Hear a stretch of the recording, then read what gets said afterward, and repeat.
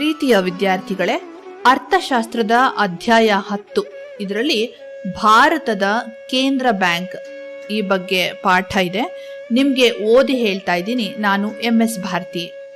Professor ವಿರಾ Smith ಅವರು ಹೇಳ್ತಾರೆ, ರಾಷ್ಟ್ರವೊಂದರ banking ವ್ಯವಸ್ಥೆಯಲ್ಲಿ ಹಣವನ್ನು ಅಂದರೆ ಕರೆನ್ಸಿ ನೋಟ್ಗಳನ್ನು ಮುದ್ರಿಸುವ ಸಂಪೂರ್ಣ ಏಕಸ್ವಾಮ್ಯ ಹೊಂದಿ ಆ ಕಾರಣದಿಂದ ಪ್ರೌಢ ಕಾರ್ಯಗಳನ್ನು ನಿರ್ವಹಿಸುವ ಆಧುನಿಕ ಗುಣಲಕ್ಷಣಗಳುಳ್ಳ ಬ್ಯಾಂಕ್ ಅನ್ನು ನಾವು ಕೇಂದ್ರ ಬ್ಯಾಂಕ್ ಎಂದು ವ್ಯಾಖ್ಯಾನಿಸಬಹುದು ಅಂತ.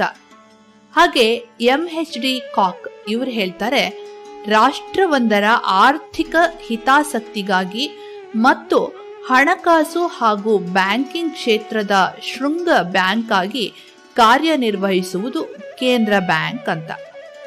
ಇನ್ನು ಪೀಠಿಕೆಗೆ ಬರೋಣವಾ?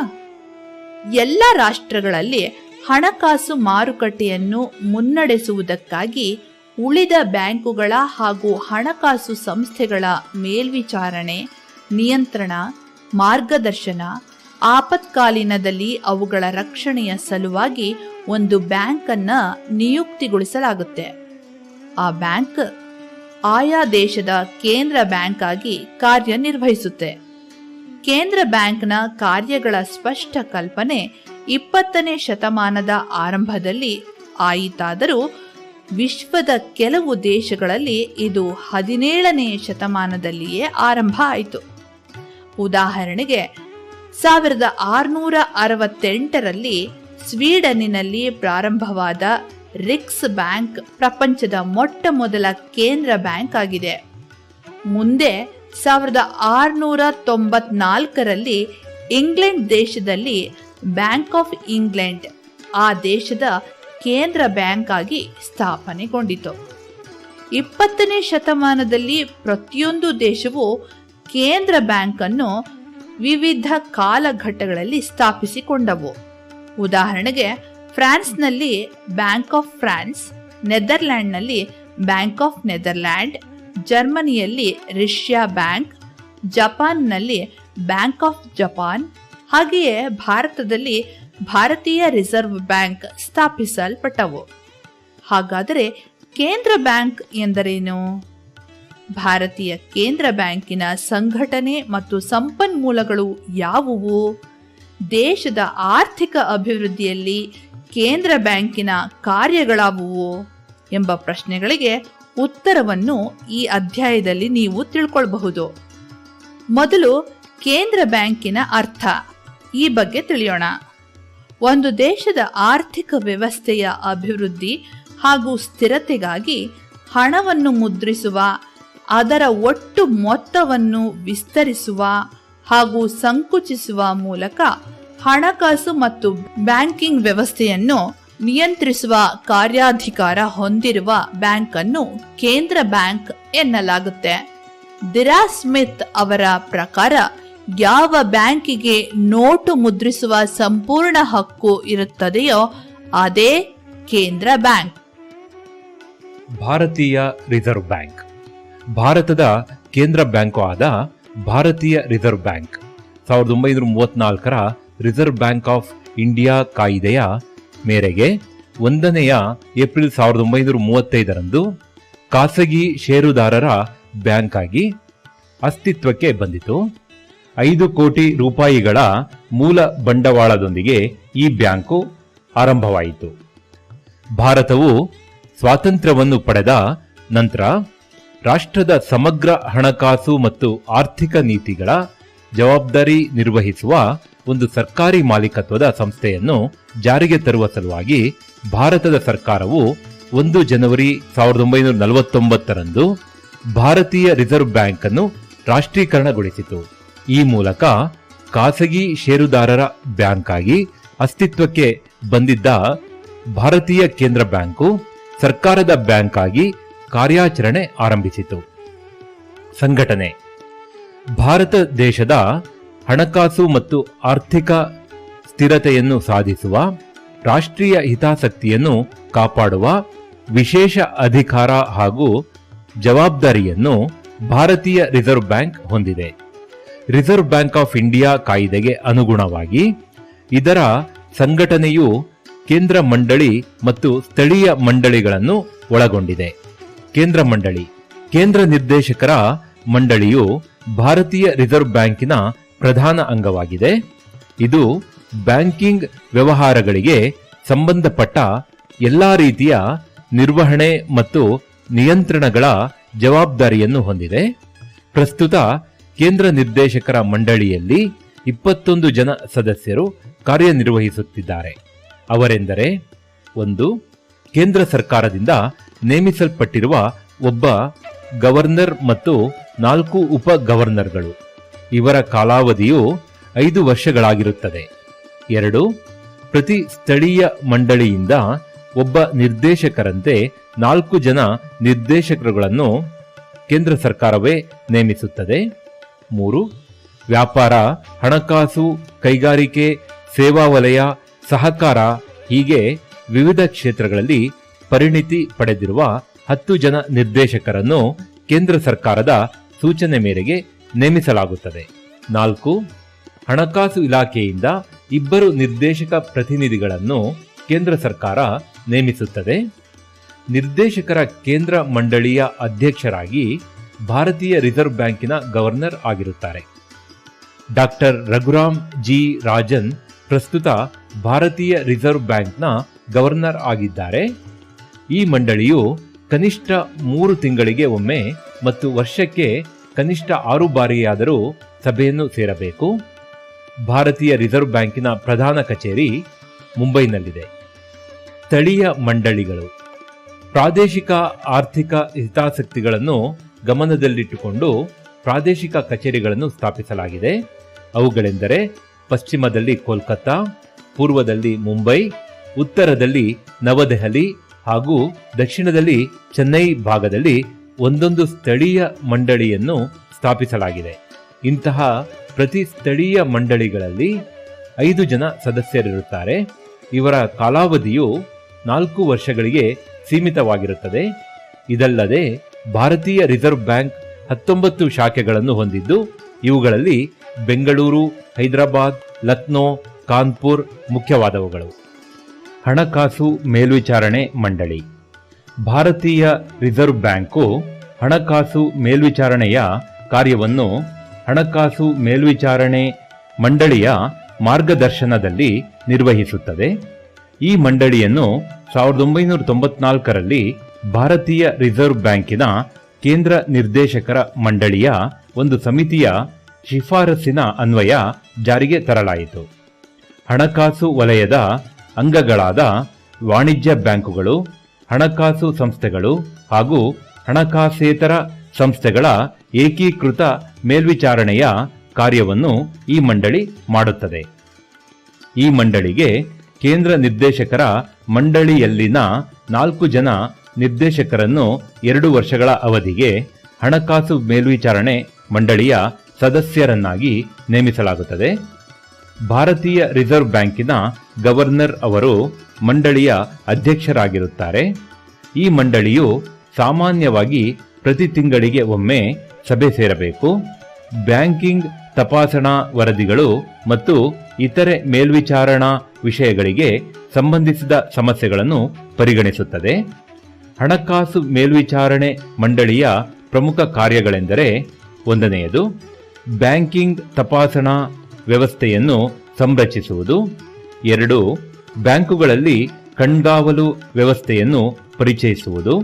3 ಶಾಸನಬದ್ಧ ಲೆಕ್ಕ ಪರಿಶೋಧಕರ ಪಾತ್ರವನ್ನು ಬಲಪಡಿಸುವುದು. 4ನೇದು ಮೇಲ್ವಿಚಾರಣಾ ಸಂಸ್ಥೆಗಳ ಆಂತರಿಕ ರಕ್ಷಣೆಯನ್ನು ಬಲಪಡಿಸುವುದು. ಇನ್ನು ಭಾರತೀಯ ರಿಸರ್ವ್ ಬ್ಯಾಂಕಿನ ಪ್ರಮುಖ ಕಾರ್ಯಗಳು ಯಾವ್ಯಾವುದು ಅಂತ ತಿಳ್ಕೊಳ್ಳೋಣ. ದೇಶದ ಆರ್ಥಿಕ ವ್ಯವಸ್ಥೆಯ ಸುಗಮ ಕಾರ್ಯಾಚರಣೆಗಾಗಿ, ಬೆಲೆಗಳ ಹಾಗೂ ಆರ್ಥಿಕ ಸ್ಥಿರತೆಯ ಸಾಧನೆಗಾಗಿ ಹಲವಾರು ಕಾರ್ಯಗಳನ್ನು ಭಾರತೀಯ ರಿಸರ್ವ್ ಬ್ಯಾಂಕ್ ನಿರ್ವಹಿಸುತ್ತದೆ. ಅವುಗಳಲ್ಲಿ ಪ್ರಮುಖವಾದವುಗಳೆಂದರೆ 1ನೇಯದು ಹಣಕಾಸು ಪ್ರಾಧಿಕಾರ. ಭಾರತೀಯ ರಿಸರ್ವ್ ಬ್ಯಾಂಕ್ ಹಣಕಾಸು ನೀತಿಯನ್ನು ರೂಪಿಸುವ, ಜಾರಿಗೊಳಿಸುವ ಹಾಗೂ ನಿಯಂತ್ರಿಸುವ ಹಣಕಾಸು ಪ್ರಾಧಿಕಾರವಾಗಿದೆ. ಇದರ ಪ್ರಮುಖ ಉದ್ದೇಶವೆಂದರೆ ಬೆಲೆ ಸ್ಥಿರತೆಯ ನಿರ್ವಹಣೆ ಮತ್ತು ಉತ್ಪಾದಕ ವಲಯಗಳಿಗೆ ಸಮರ್ಪಕ ಪ್ರಮಾಣದ ಸಾಲವನ್ನು ಪೂರೈಸುವುದಾಗಿದೆ.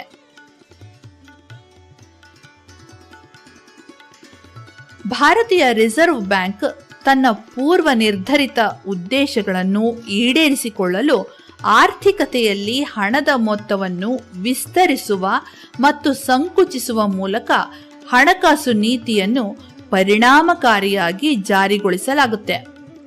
ಆರ್ಥಿಕತೆಯಲ್ಲಿ ಉಂಟಾಗುವ ಅತಿ ಪ್ರಸರಣ ಮತ್ತು ಅನಪ್ರಸರಣದಂತಹ ಸನ್ನಿವೇಶಗಳನ್ನು ನಿಯಂತ್ರಿಸುವ ಸಲುವಾಗಿ ಸಾಲ ನಿಯಂತ್ರಣದ ವಿಧಾನಗಳನ್ನು ಅನುಸರಿಸುತ್ತದೆ. ಎರಡನೆಯದಾಗಿ, ಹಣಕಾಸು ವ್ಯವಸ್ಥೆಯ ನಿಯಂತ್ರಣ ಮತ್ತು ಮೇಲ್ವಿಚಾರಣೆ. ದೇಶದ ಬ್ಯಾಂಕಿಂಗ್ ಮತ್ತು ಹಣಕಾಸು ವ್ಯವಸ್ಥೆಯ ಕಾರ್ಯಾಚರಣೆಗಾಗಿ ವಿಶಾಲ ತಳಹದಿಯಲ್ಲಿ ವಿವಿಧ ಮಾನದಂಡಗಳನ್ನು ಶಿಫಾರಸು ಮಾಡುತ್ತದೆ. ಹಣಕಾಸು ವ್ಯವಸ್ಥೆಯಲ್ಲಿ ಸಾರ್ವಜನಿಕ ವಿಶ್ವಾಸವನ್ನು ಉಳಿಸಿಕೊಳ್ಳುವುದು, ಠೇವಣಿದಾರರ ಹಿತಾಸಕ್ತಿಯನ್ನು ರಕ್ಷಿಸುವುದು ಮತ್ತು ಸಾರ್ವಜನಿಕರಿಗೆ ಮಿತವ್ಯಯದ ಬ್ಯಾಂಕಿಂಗ್ ಸೇವೆಗಳನ್ನು ಒದಗಿಸುವ ಪ್ರಮುಖ ಉದ್ದೇಶಗಳನ್ನು ಇದು ಒಳಗೊಂಡಿದೆ. ಇದಲ್ಲದೆ ಬ್ಯಾಂಕುಗಳ ಸ್ಥಾಪನೆಗೆ ಪರವಾನಗಿ ನೀಡುವುದು, ಬ್ಯಾಂಕುಗಳ ಶಾಖೆಗಳನ್ನು ವಿಸ್ತರಿಸಲು ಪರವಾನಗಿ ನೀಡುವುದು, ಕ್ರಮಬದ್ಧವಾಗಿ ತಪಾಸಣೆ ನಡೆಸುವುದು, ಅವುಗಳ ಆಡಳಿತ ಮತ್ತು ಕಾರ್ಯಾಚರಣೆಗಳ ಮೇಲೆ ನಿಯಂತ್ರಣ ಹಾಗೂ ಬ್ಯಾಂಕಿಂಗ್ ಶಿಕ್ಷಣ ಮತ್ತು ತರಬೇತಿಯನ್ನು ನಿರಂತರವಾಗಿ ಒದಗಿಸುವುದು ಇವು ಸಹ ಭಾರತೀಯ ರಿಸರ್ವ್ ಬ್ಯಾಂಕಿನ ಕಾರ್ಯವ್ಯಾಪ್ತಿಯಲ್ಲಿ ಸೇರುತ್ತದೆ. ಮೂರನೆಯದಾಗಿ, ಹಣದ ಚಲಾವಣೆಯ ಅಥವಾ ನೋಟು ಮುದ್ರಣ ಅಧಿಕಾರ. ಸಾರ್ವಜನಿಕರಿಗೆ ಸಾಕಷ್ಟು ಪ್ರಮಾಣದ ಗುಣಮಟ್ಟದ ಕರೆನ್ಸಿ ನೋಟುಗಳು ಮತ್ತು ನಾಣ್ಯಗಳನ್ನು ಚಲಾವಣೆ ಮಾಡುವ ಅಧಿಕಾರವನ್ನು ಭಾರತೀಯ ರಿಸರ್ವ್ ಬ್ಯಾಂಕ್ ಹೊಂದಿದೆ. ಅಷ್ಟೇ ಅಲ್ಲದೆ ಹಣದ ಚಲಾವಣೆಗೆ ಸರಿಹೊಂದದ ನಾಣ್ಯಗಳು ಮತ್ತು ನೋಟುಗಳನ್ನು ಸಾರ್ವಜನಿಕರಿಂದ ವಾಪಸ್ಸು ಪಡೆದು ನಾಶಪಡಿಸುತ್ತದೆ. ಆ ನಿಟ್ಟಿನಲ್ಲಿ ಭಾರತೀಯ ರಿಸರ್ವ್ ಬ್ಯಾಂಕ್ 1 ರೂಪಾಯಿಯನ್ನು ಹೊರತುಪಡಿಸಿ ಉಳಿದೆಲ್ಲ ಮೌಲ್ಯಗಳ ನೋಟುಗಳನ್ನು ಚಲಾವಣೆಗೆ ತರುವ ಜವಾಬ್ದಾರಿ ಹೊಂದಿದೆ. ಆವರಣದಲ್ಲಿ 1 ರೂಪಾಯಿ ನಾಣ್ಯವನ್ನು ಕೇಂದ್ರ ಸರ್ಕಾರದ ಹಣಕಾಸು ವಿಭಾಗ ಮುದ್ರಣ ಮಾಡುತ್ತೆ. ಇನ್ನು ಇದಕ್ಕಾಗಿ ಭಾರತೀಯ ರಿಸರ್ವ್ ಬ್ಯಾಂಕ್ ಕನಿಷ್ಠ ಮೀಸಲು ಪದ್ಧತಿಯನ್ನು ಅನುಸರಿಸುತ್ತೆ. ಒಟ್ಟು 200 ಕೋಟಿ ರೂಪಾಯಿಗಳಷ್ಟು ನಿಧಿಯನ್ನು ಹೊಂದಿದ್ದು, ಇದರಲ್ಲಿ 115 ಕೋಟಿ ರೂಪಾಯಿಗಳಷ್ಟು ಭದ್ರತೆಯನ್ನು ಚಿನ್ನದ ರೂಪದಲ್ಲಿ ಹಾಗೂ 85 ಕೋಟಿ ರೂಪಾಯಿಗಳ ಭದ್ರತೆಯನ್ನು ನಗದು ರೂಪದಲ್ಲಿ ಇಟ್ಟುಕೊಳ್ಳುತ್ತದೆ. ನಾಲ್ಕನೆಯದಾಗಿ, ವಿದೇಶಿ ವಿನಿಮಯದ ನಿರ್ವಹಣೆ ಬಗ್ಗೆ ಹೇಳ್ತೀನಿ. ಭಾರತದಲ್ಲಿ ವಿದೇಶಿ ವಿನಿಮಯ ಮಾರುಕಟ್ಟೆಯ ಕ್ರಮಬದ್ಧವಾದ ಅಭಿವೃದ್ಧಿ ಮತ್ತು ನಿರ್ವಹಣೆಯನ್ನು ಉತ್ತೇಜಿಸುವ ಪ್ರಮುಖ ಉದ್ದೇಶವನ್ನು ಭಾರತೀಯ ರಿಸರ್ವ್ ಬ್ಯಾಂಕ್ ಹೊಂದಿದೆ. ವಿದೇಶಿ ವಿನಿಮಯ ನಿರ್ವಹಣಾ ಕಾಯ್ದೆ 1999ರ ಅಡಿಯಲ್ಲಿ ವಿದೇಶಿ ವಿನಿಮಯ ವ್ಯವಹಾರಗಳಲ್ಲಿ ತೊಡಗಿಸಿಕೊಳ್ಳುವ ಅಧಿಕಾರವನ್ನು ಭಾರತೀಯ ರಿಸರ್ವ್ ಬ್ಯಾಂಕ್ ಹೊಂದಿದೆ. ವಿಶ್ವದ ಎಲ್ಲಾ ದೇಶಗಳ ಕರೆನ್ಸಿಯನ್ನು ಕೊಳ್ಳುವ, ಮಾರುವ ಹೊಣೆಗಾರಿಕೆಯನ್ನು ಹೊಂದಿದ್ದು, ಬಾಹ್ಯ ವ್ಯಾಪಾರ ಸುಧಾರಣೆಯಲ್ಲಿ, ವ್ಯವಸ್ಥಿತವಾದ ವಿನಿಮಯದ ದರಗಳಲ್ಲಿ ಸ್ಥಿರತೆ ಸಾಧಿಸುವ ಮೂಲಕ ದೇಶದ ವಿನಿಮಯ ಗಳಿಕೆಯನ್ನು ಹೆಚ್ಚಿಸುವಲ್ಲಿ ಪ್ರಮುಖ ಪಾತ್ರ ನಿರ್ವಹಿಸುತ್ತದೆ. 5. ಬ್ಯಾಂಕುಗಳ ಬ್ಯಾಂಕು. ಭಾರತದಲ್ಲಿನ ಎಲ್ಲ ಶೆಡ್ಯೂಲ್ಡ್ ವಾಣಿಜ್ಯ ಬ್ಯಾಂಕುಗಳು ತಮ್ಮ ಖಾತೆಯ ಲೆಕ್ಕವನ್ನು ಭಾರತೀಯ ರಿಸರ್ವ್ ಬ್ಯಾಂಕಿನಲ್ಲಿ ಹೊಂದಿವೆ. ಅಲ್ಲದೆ ಹಣಕಾಸು ವಲಯದಲ್ಲಿ ಕಂಡುಬರುವ ಎಲ್ಲ ವಿವಿಧ ಬ್ಯಾಂಕುಗಳ ಬ್ಯಾಂಕಾಗಿ ಕಾರ್ಯನಿರ್ವಹಿಸುತ್ತದೆ. ವಾಣಿಜ್ಯ ಬ್ಯಾಂಕುಗಳ ತೀರುವೆ ಮನೆಯಾಗಿ ಹಾಗೂ ಅಂತಿಮ ಋಣದಾತನಾಗಿ ಕಾರ್ಯನಿರ್ವಹಿಸುತ್ತದೆ. 6. ಸರ್ಕಾರದ ಬ್ಯಾಂಕು. ಭಾರತೀಯ ರಿಸರ್ವ್ ಬ್ಯಾಂಕು ಸರ್ಕಾರಿ ಬ್ಯಾಂಕ್ ಆಗಿದೆ. ಆ ಮೂಲಕ ಸರ್ಕಾರಗಳ ಠೇವಣಿ ಲೆಕ್ಕ ನಿರ್ವಹಣೆ, ಸರ್ಕಾರದ ಪರವಾಗಿ ಹಣಕಾಸು ಸ್ವೀಕಾರ ಮತ್ತು ಪಾವತಿ, ಸರ್ಕಾರಕ್ಕೆ ಮುಂಗಡ ಸಾಲ ನೀಡುವುದು, ಆರ್ಥಿಕ ವಿಷಯಗಳಿಗೆ ಸಂಬಂಧಪಟ್ಟ ಸಲಹೆ, ಮಾರ್ಗದರ್ಶನ ನೀಡುವುದು ಮುಂತಾದ ಕಾರ್ಯಗಳನ್ನು ನಿರ್ವಹಿಸುತ್ತದೆ. ಕೇಂದ್ರ ಮತ್ತು ರಾಜ್ಯ ಸರ್ಕಾರಗಳಿಗೆ ವ್ಯಾಪಾರಿ ಬ್ಯಾಂಕಿಂಗ್ ಕಾರ್ಯವನ್ನು ಭಾರತೀಯ ರಿಸರ್ವ್ ಬ್ಯಾಂಕ್ ನಿರ್ವಹಿಸುತ್ತದೆ. 7. ಸಂಶೋಧನೆ ಮತ್ತು ಪ್ರಕಟಣೆಗಳು. ಭಾರತೀಯ ಆರ್ಥಿಕತೆಗೆ ಸಂಬಂಧಪಟ್ಟ ಅಂಕಿ ಅಂಶಗಳನ್ನು ಹಾಗೂ ಇತರೆ ಮಾಹಿತಿಗಳನ್ನು ಸಂಗ್ರಹಿಸುವುದು ಭಾರತೀಯ ರಿಸರ್ವ್ ಬ್ಯಾಂಕಿನ ಸಂಶೋಧನಾ ಇಲಾಖೆಗೆ ಸಂಬಂಧಿಸಿದೆ. ವಾಣಿಜ್ಯ ಬ್ಯಾಂಕುಗಳ ಪ್ರಗತಿ, ಕಾರ್ಯಾಚರಣೆ, ಅನುಸರಿಸುವ ಸಾಲ ನೀತಿ ಮುಂತಾದ ಚಟುವಟಿಕೆಗಳಿಗೆ ಸಂಬಂಧಪಟ್ಟ ಮಾಹಿತಿಗಳನ್ನು ಸಂಗ್ರಹಿಸುವ ಮತ್ತು ಪ್ರಕಟಿಸುವ ಜವಾಬ್ದಾರಿಯನ್ನು ಸಹ ಒಳಗೊಂಡಿದೆ. ಭಾರತೀಯ ರಿಸರ್ವ್ ಬ್ಯಾಂಕಿನ ಪ್ರಮುಖ ಪ್ರಕಟಣೆಗಳೆಂದರೆ RBI ಬುಲೆಟಿನ್, ಭಾರತದಲ್ಲಿ ಬ್ಯಾಂಕಿಂಗ್ ಪ್ರಗತಿ ಮತ್ತು ಪ್ರವೃತ್ತಿಯ ಮೇಲಿನ ವರದಿ, ವಾರ್ಷಿಕ ವರದಿ ಹಾಗೂ ಹ್ಯಾಂಡ್ ಬುಕ್ ಆಫ್ ಸ್ಟ್ಯಾಟಿಸ್ಟಿಕ್ಸ್ ಮುಂತಾದವು. 8. ಅಭಿವೃದ್ಧಿ ಕಾರ್ಯಗಳು. ರಾಷ್ಟ್ರೀಯ ಉದ್ದೇಶಗಳನ್ನು ಈಡೇರಿಸಲು ಭಾರತೀಯ ರಿಸರ್ವ್ ಬ್ಯಾಂಕು ವ್ಯಾಪಕವಾದ ಉತ್ತೇಜನಾ ಕಾರ್ಯಗಳನ್ನು ನಿರ್ವಹಿಸುತ್ತದೆ. ಕೃಷಿ ಮತ್ತು ಕೈಗಾರಿಕಾ ವಲಯಗಳ ಅಭಿವೃದ್ಧಿಯಲ್ಲಿ ಅವುಗಳಿಗೆ ಅಗತ್ಯವಿರುವ ಹಣಕಾಸನ್ನು ಒದಗಿಸುವಲ್ಲಿ ಸಾಂಸ್ಥಿಕ ಚೌಕಟ್ಟಿನ ಪಾತ್ರ ನಿರ್ವಹಿಸುತ್ತದೆ.